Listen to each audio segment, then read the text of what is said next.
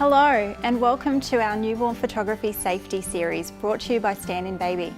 My name is Sandra Moffat, and in an effort to make sure that we bring you all the information and facts relating to newborn safety, joining me throughout this series is well-respected neonatal nurse Anne-Marie Fieri, who will be advising us on the essentials to safely working with newborns in a studio environment.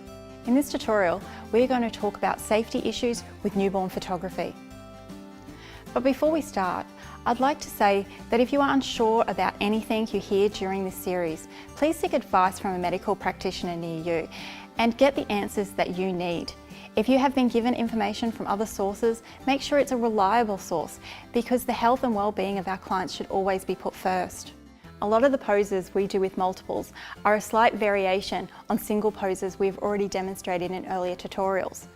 What we will be doing today is using our StandInBabies to demonstrate several common poses so Anne-Marie can talk us through everything we need to know to achieve them safely. Let's take a look. I'd love to discuss with you about working with multiples. Now, I don't want to go through the posing of it because I feel like with multiples, the poses are pretty much the same. You just there's two of them.